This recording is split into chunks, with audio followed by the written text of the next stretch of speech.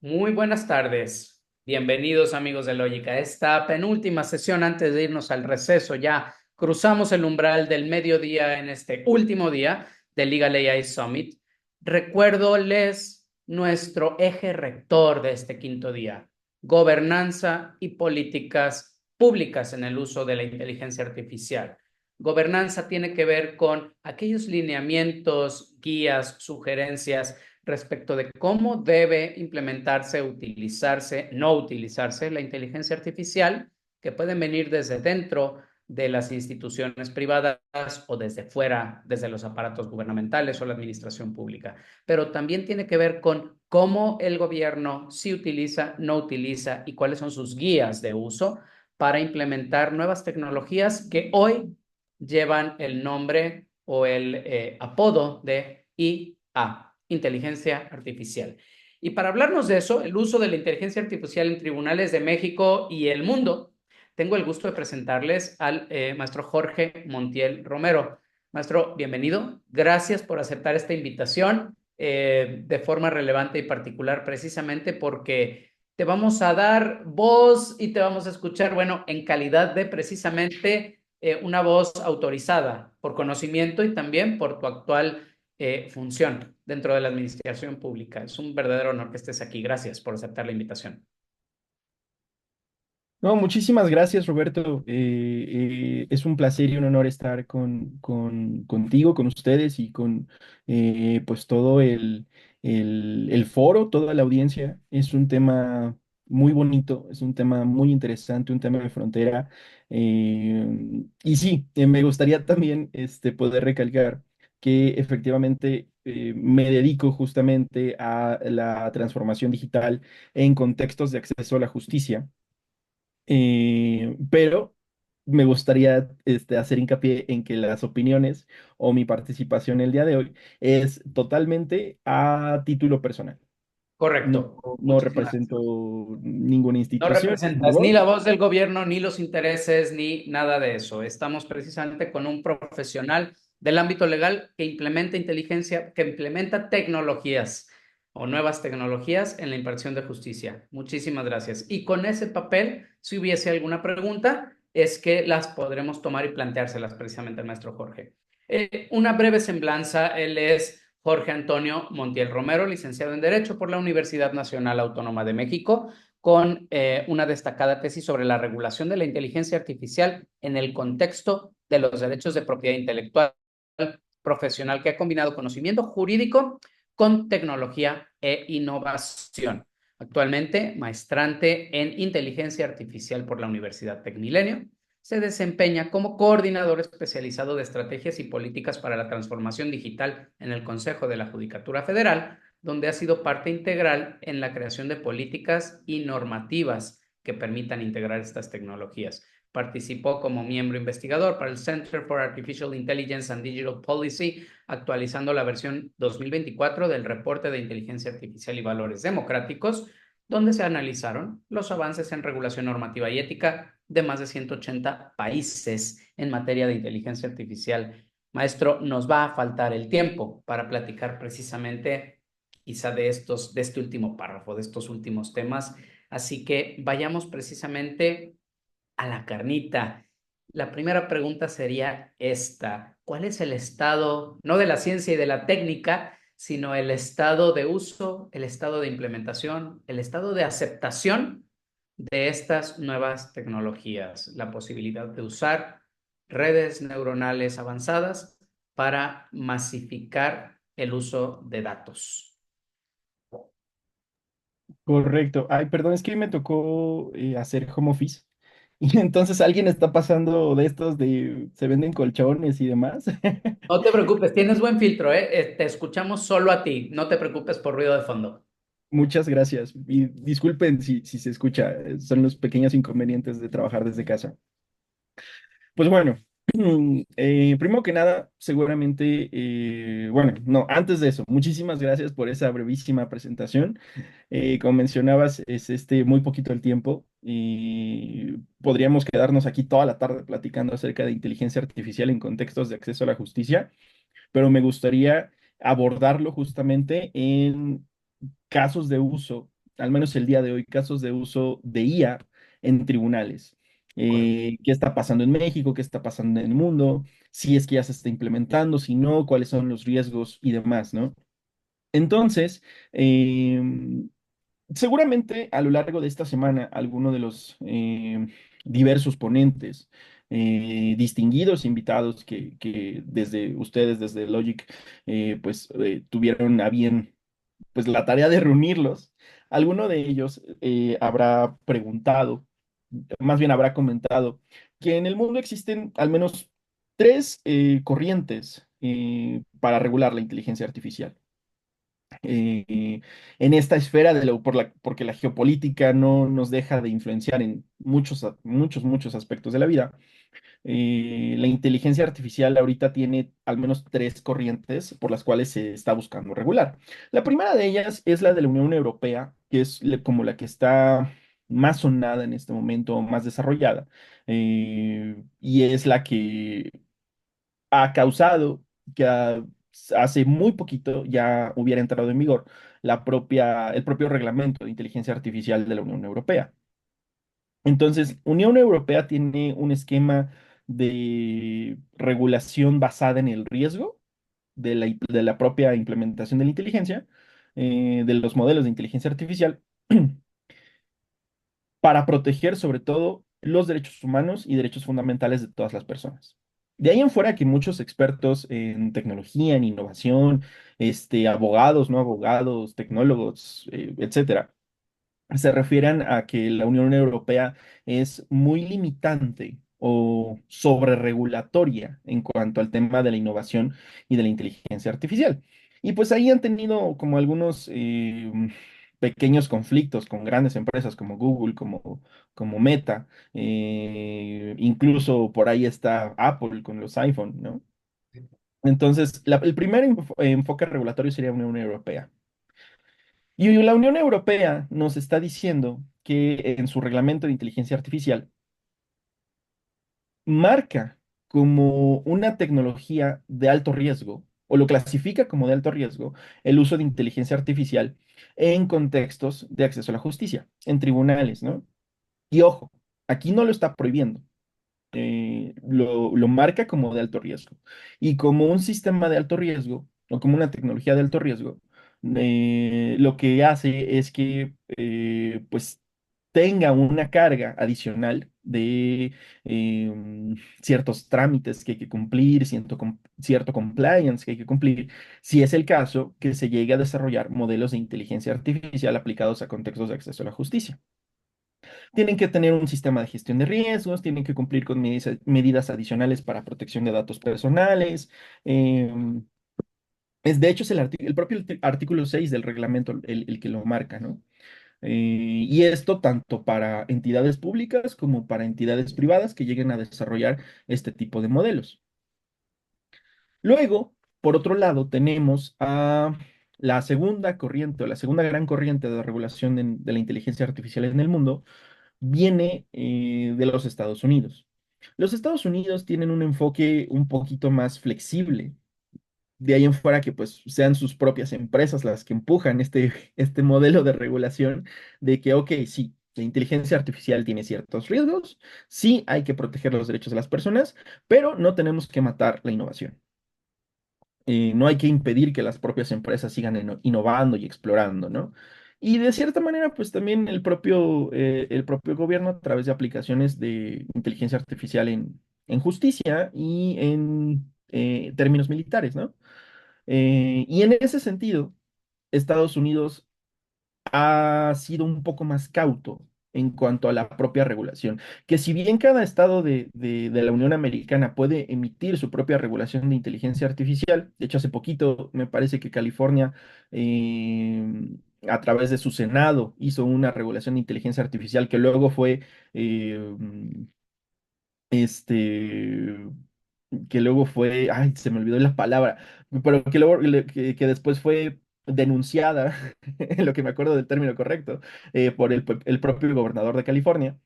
Entonces, Estados Unidos sigue siendo un poco cauto, ¿no? Incluso el presidente de la Suprema Corte de Estados Unidos, John Roberts, en su informe anual de 2023, es decir, el año pasado, ahí John Roberts nos dice, los abogados o las judicaturas han sido clásicamente cautos al momento de integrar tecnología en sus propios procesos. Y en ese mismo informe él nos pone el ejemplo de que una fotocopia, que las propias cortes en los Estados Unidos implementaron la primer fotocopiadora hasta finales de la década de los 60. Me parece que fue en el 68, en el 69. eh, y que antes todo lo hacían con papel carbón. Entonces, John Roberts habla acerca de la implementación de tecnología de inteligencia artificial en la propia Suprema Corte de Estados Unidos y en cortes de la Unión Americana y dice, ninguna inteligencia artificial puede sustituir a un juez, ni a los abogados tampoco. Eh, y hay que ser muy cautos al momento de hablar de este tema. Entonces parece que Estados Unidos todavía no está como valorando, o si está valorando, no parece haber indicios de regulación en ese aspecto, de implementación de tecnologías de inteligencia artificial para abogados, para jueces, sobre todo en tribunales. Pero bueno, a falta de una regulación expresa también de manera federal o de manera estatal del gran ámbito que es la inteligencia artificial, ya cuando hablamos de inteligencia artificial en juzgados, todavía es un tema diferente con Estados Unidos. Parece que no lo quieren, o si lo quisieran va a tardar un poquito. Y finalmente, y que es como para este tema, vendría siendo un poco la estrella o el gran pues protagonista en tema de inteligencia artificial en contextos de justicia, sería China. Y resulta que China es líder en el desarrollo de este tipo de sistemas. Y se preguntarán, ¿cómo es posible? De hecho, incluso hasta hace la década pasada sonó muchísimo que Estonia estaba desarrollando algo así como un juez inteligente, un juez robot, algo por ahí. De hecho, explotó en 2019, a finales de la década pasada, antes de la pandemia incluso y por alguna razón se hizo viral y hasta el propio Ministerio de Justicia de Estonia tuvo que salir a decir, no, nosotros no estamos haciendo nada de eso, nosotros no estamos desarrollando inteligencia artificial para tribunales, apenas y lo que queremos hacer es hacerlo para cuestiones administrativas. Correcto. Caso diferente a China. China ya está trabajando justamente en una figura que se le llama a los Judges o los jueces inteligentes. Hace poco, bueno, no hace poco, en 2022, el equivalente a lo que conocemos como judicatura allá, eh, en conjunto con el Tribunal Superior, eh, de China, porque tiene un nombre, no me acuerdo si es el Tribunal Superior del Pueblo o Tribunal Superior Popular, algo así, en la traducción al español se pierde un poquito. Pero el Tribunal Superior sacó una instrucción, una orden para que para 2025 se implementara ya sistemas de inteligencia artificial que ayudaran a los propios jueces a desahogar temas administrativos, a desahogar la burocracia que existe en órganos jurisdiccionales.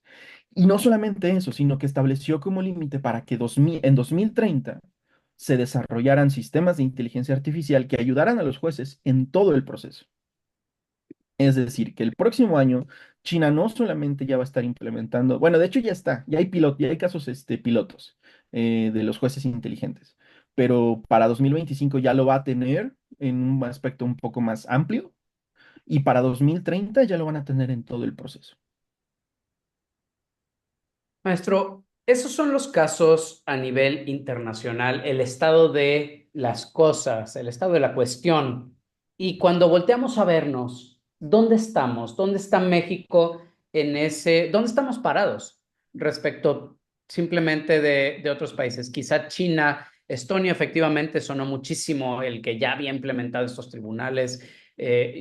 ¿Dónde estamos parados nosotros? Claramente estamos en el punto cero en cuanto a implementación de Smart Judges, pero en general, en cuanto a la aplicación de tecnologías de la información y concretamente de inteligencia artificial. Por favor. Claro que sí, pues el caso de México, pues tenemos que partir desde que a manera regulatoria en general de la propia tecnología de inteligencia artificial, no tenemos una política nacional o una ley federal, una ley general, algo que nos dé un poco de luz acerca de cómo abordamos desde pues, el sector público la inteligencia artificial, ¿no? Diferencia de muchísimos otros países que ya lo tienen. De hecho, me parece que la OCDE tiene un observatorio de política de inteligencia artificial a nivel mundial. Hay ya más de 1.000 políticas en todo el mundo que incluyen reglamentos, regulaciones, lineamientos, etcétera. Y México, pues no ha abordado nada de esto.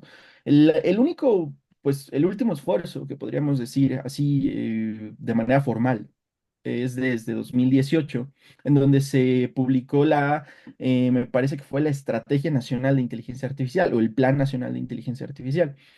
Se establecían ciertas como, pues, caminos a seguir, ciertos objetivos que se querían obtener.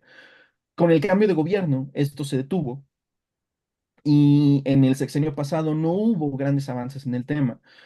Por ahí, desde el Senado, con la Asociación Nacional de Inteligencia Artificial, un par de senadores trataron como de impulsar el tema de la regulación de inteligencia artificial. Este, no se logró y ahorita me parece que el Congreso de la Ciudad de México ha sacado por ahí una política, más bien está analizando una iniciativa que le mandó el Info CDMX. Jalisco tiene por ahí una política de inteligencia artificial, pero lo que quiero decir es que desde el ámbito regulatorio estamos en ceros. Hay ciertas iniciativas, pero no hay nada formal. Ese por un lado. Y luego por otro, tenemos que entender la naturaleza propia de nuestras propias diferentes y diversas judicaturas, porque tenemos 32 judicaturas de las entidades federativas y una judicatura federal. Y la mayor parte ni siquiera me atrevería a decir vaya, sus necesidades o el estado de madurez digital que tiene cada una es muy diferente. Y lo Claro, peor aún es que no tenemos estudios fuertes o diagnósticos que nos permitan entender cómo están las judicaturas en el país. En 2022, 2021-2022, me parece que México sacó un estudio que evaluaba la madurez digital de diferentes eh, entidades federativas y establecían, ¿no? Las que pues, más avanzadas están son Ciudad de México, Jalisco, Nuevo León, porque ya tienen expediente electrónico, ya tienen sistemas de gestión de documentos y ya tienen firma electrónica, etcétera. Pero hay otras judicaturas como Tlaxcala, como Veracruz, como Guerrero, que pues no tenían nada en ese momento, en 2021. Y a partir de 2021 no tenemos más datos, porque no hay más estudios o no hay más diagnósticos que nos permitan identificar ese nivel de madurez digital. ¿Y por qué estoy diciendo esto cuando tú me dices cómo está México? Porque incluso antes de que hablemos de la implementación de tecnología de inteligencia artificial, hay que hablar de cómo están las judicaturas claro. en cuanto a gobierno de datos, en cuanto a procesos, en cuanto a transformación digital, etcétera, para que ya puedan entonces hablar de implementar inteligencia artificial. Que la inteligencia artificial, o sea, cuando hablamos de transformación digital, de sistemas de acceso a la justicia, implementar IA ya es una de las últimas etapas. Porque cuando tú estás desarrollando modelos de inteligencia artificial, cuando tú desarrollas algoritmos, cuando quieres implementar este tipo de tecnología, lo que necesitas es que los datos con los que la vas a entrenar, pues sean buenos, eh, estén curados, vaya. Y si no lo están, entonces el resultado que vas a tener va a ser bastante desafortunado.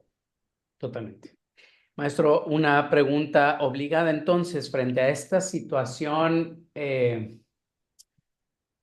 dispersa, vamos a llamarle de ese modo, o atomizada del estado de la cuestión, del estado del desarrollo o adopción de la tecnología en nuestros estados, en nuestros consejos de las judicaturas. Entonces, la pregunta forzosa es voltear a verte o voltear a ver precisamente al Consejo de la Judicatura Federal por dos razones. En primer orden, por la tendencia centralista que estamos viendo desde la administración pública federal. Es como una especie de llamada de atención a decir, bueno, hay que voltear a ver al ámbito federal. Y segundo, porque por lo menos desde la perspectiva de recursos, si alguien lo va a hacer, pues tiene que ser quien más recursos tiene, o la Ciudad de México como entidad local o el Consejo de la Judicatura Federal.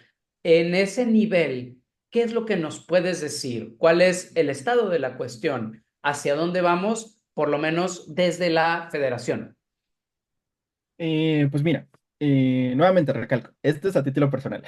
Sí, Em, el Poder Judicial Federal, a través ya sea del Tribunal Electoral, del Consejo de la Judicatura, los tres han estado en los últimos años, pues, estudiando un poquito la parte de cómo implementar nuevas tecnologías, cómo ayudar a que los procesos sean más rápidos, cómo agilizar los procesos, el trámite, etcétera. Incluso cómo implementar inteligencia artificial. Por ejemplo, la ponencia de la ministra Margarita Ríos Farjat hace poco sacó creo que por ahí los invitaron o alguien comentó algo de Sor Juana, que es una inteligencia artificial que analiza las sentencias, hasta ahora solo las de la ponencia de la ministra Margarita Ríos Farjat. correcto. eh, y lo que hace es ayuda a entender un poquito mejor lo que están expresados en esas sentencias, ¿no? Como tal, pues lee el documento y lo trata de traducir desde el abogañol, si lo podemos decir así, o desde el nivel de argumentación de la Suprema Corte, a un nivel pues más accesible y que todas las personas lo puedan entender. Pero esto no es tal cual una implementación de inteligencia artificial sustantiva para la actividad jurisdiccional, ¿no? Eh, desde el Consejo de la Judicatura Federal, a partir de pues, lo que fue la pandemia, se emitieron ciertas políticas de transformación digital, una política de justicia, una política de gobernanza digital y una política de gobierno de datos con las que pues se busca justamente transitar hacia un modelo mucho mayor de madurez digital para que una vez que ya se tengan, y reitero, cuando tú quieres implementar tecnologías innovadoras o tecnologías disruptivas, primero necesitas que todos tus procesos estén bien y necesitas que todo tu personal o que todas las personas involucradas en ello, pues tengan cierta apertura a la nueva tecnología, ¿no? Y este también es otro reto de la inteligencia artificial. Cómo, cómo, perdón, voy a silenciar esto. Ahí está, listo. Este también es otro reto de la transformación digital. ¿Cómo implementamos tecnologías innovadoras yendo del punto A al punto B cuando enfrentamos ciertos retos como pues la poca apertura hacia la innovación o la tecnología, falta de presupuesto, etcétera, etcétera, ¿no? Entonces, retomando, se emitieron estas ciertas políticas, estas cuatro políticas fundamentales para poder establecer cierto marco a nivel de todo el Consejo de la Judicatura y desde ahí han trabajado para implementar pues otro tipo de tecnologías. Que yo sepa en este momento, no hay pues hasta ahora la implementación de proyectos de inteligencia artificial en la actividad sustantiva de los jueces, ¿no? Eh, y en parte el Tribunal Electoral, pues también hace poquito tuvieron un coloquio o un foro acerca de justamente inteligencia artificial en la justicia. Y por ahí me parece que es el magistrado Felipe de la Mata, que es quienes han tocado un poquito más el tema de IA en contextos de tanto de elecciones como de justicia electoral Eh, pero pues más allá de, y menciona el magistrado de, pues sí sería muy importante implementar este tipo de tecnología porque ayudaría a procesos de elecciones, porque ayudaría a procesos electorales, pero pues hay que tener cuidado, ¿no? Cómo hacerlo. Pero más allá de estas como declaraciones, no conozco o no ubico acciones tal cual de implementación de IA en el contexto del Poder Judicial de la Federación. Y como decías, si el Poder Judicial de la Federación es quien tiene más presupuesto y es quien debería como de tener más oportunidad de implementar la IA, de allá hacia abajo, ¿no? A lo mejor qué estás pasando en Ciudad de México, qué está pasando en Nuevo León, qué está pasando en Guadalajara, y pues no sabemos hasta ahora, ¿no? Me parece entonces que estamos a años todavía de implementar tecnología. Y no es un tema trivial, o sea, no es que, porque ahorita el tema de inteligencia artificial está en boca de todos, ¿no? Todos quieren subirse al tren de la inteligencia artificial, eh, como en su momento todos estaban dentro del tren de las criptomonedas, o dentro del tren del blockchain, o dentro del tren del metaverso, ¿no? Eh, Todos quieren subirse ahora al tema de la inteligencia artificial, pero es muy peligroso. Es muy peligroso cuando ya lo tratamos de abordar desde la óptica del acceso a la justicia. Porque sí, o sea, la inteligencia artificial puede ahorrarnos muchísimo, muchísimo tiempo y esfuerzo en tareas repetitivas, en eficientar procesos, en analizar documentos, etcétera, etcétera, etcétera. Pero también hay que hacernos la pregunta, ¿qué riesgos involucra la aplicación de la inteligencia artificial para los derechos humanos o para el debido proceso? Y lo que nos lleva también, maestro, a la última pregunta que tenemos preparada para ti, que tiene que ver precisamente con, nos has hablado de las políticas, no tenemos una sola pieza de normativa, ni siquiera de declaración oficial, ni a nivel de los estados, ni a nivel federal. Tenemos iniciativas aisladas, en algún momento se estaba desarrollando Yulia, es así como una especie de política o herramienta institucional desde la impartición de justicia federal. Estas iniciativas aisladas, como la de la ponencia de la ministra Ríos Farjat, eh, pueden o no pueden, cuál o cuáles han sido estas directrices, si es que las ha habido, y si es que han permeado a nivel global o a nivel federal global, quiero decir, cara a los jueces, secretarios, magistrados, o por lo menos dentro de las ponencias en la Suprema Corte de Justicia, como todavía esa etapa autónoma que está llegando a su fin.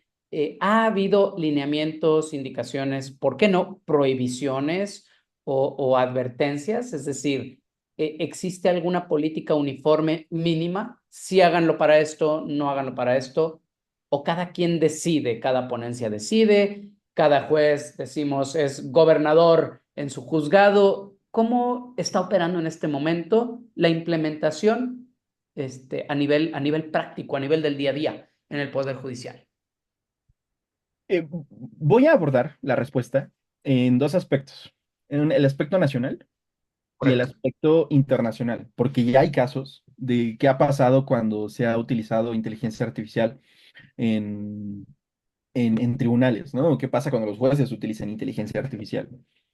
Entonces, primer punto, desde el contexto nacional, si me preguntas, oye, ¿hay una regla, un lineamiento, una norma, algo que diga úsenlo o no úsenlo? Pues que sea de mi conocimiento, ¿no? Eh, ¿Cuál sería la manera, y si me preguntas personalmente, cuál sería la manera adecuada de abordar este problema?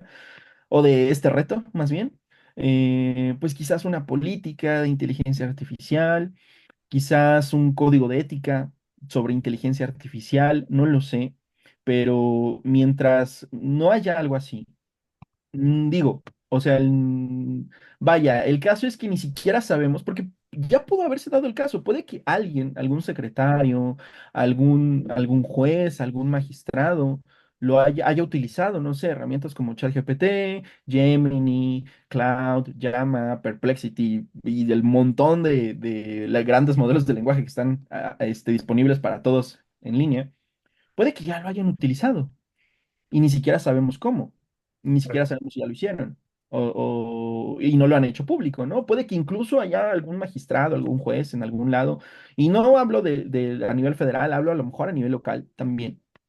Alguien a lo mejor ya lo está utilizando, ¿no? Entonces, pues no, que sea público, al menos en México, no.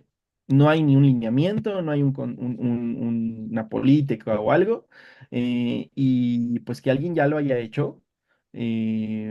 Bueno, me parece que solo una vez, en el Tribunal Electoral, alguien, no me acuerdo qué magistrado, le preguntó a ChatGPT creo que ni siquiera fue parte de una sentencia, fue como parte de la discusión que tenían en el pleno, ¿no? En una de las salas.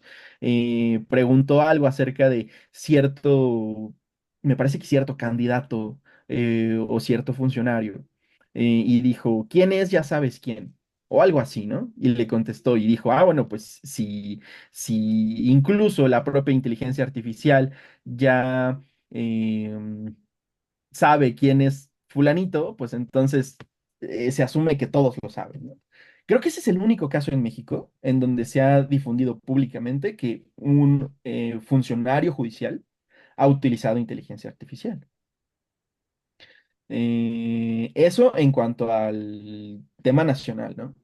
Ahora, en el tema a nivel global, pues ya hemos escuchado que, sobre todo en Estados Unidos, abogados que utilizan la inteligencia artificial para redactar demandas y que alucina y se inventan precedentes y entonces cuando llegan al juzgado, el juez se da cuenta, oye, esto no existe y los multan, ¿no? Creo que por ahí hay tres, cuatro casos emblemáticos en Estados Unidos. Y resulta pues que en Colombia, hace poquito, de hecho este año, un juez eh, utilizó a ChatGPT para fundamentar em, parte de una sentencia o de una resolución, ¿no? No para fundamentar, más bien para el análisis de los motivos. Y lo comentó y dijo, pues está muy chido porque yo utilicé esta herramienta, y pues me parece que puede ayudar mucho a la fusión judicial. Y eso era un juez, me parece que era un juez de apelación, o el equivalente a un juez De eh, segunda instancia, de ¿no? segunda instancia, exacto. Entonces, hace esta declaración, se vuelve viral, eh, y una de las partes, pues denunció eso ante el Tribunal Superior, me parece que ahí en Colombia se llama Tribunal Constitucional. em, entonces, denuncia esto. La cuestión llega hasta el Tribunal Constitucional y el Tribunal Constitucional analizó si el hecho de que ese juez hubiera utilizado ChatGPT para la parte de motivación de una sentencia era una violación al debido proceso. Y la sentencia está disponible en línea, es pública, está muy interesante para todos aquellos que quieran, que, pues tengan esa curiosidad y quieran aprender más acerca de lo que pasó ahí. Me parece que son como 200 300 páginas, está un poco larga. Y al final, lo que dice el Tribunal Constitucional es que, ok, no, aquí lo que pasó fue que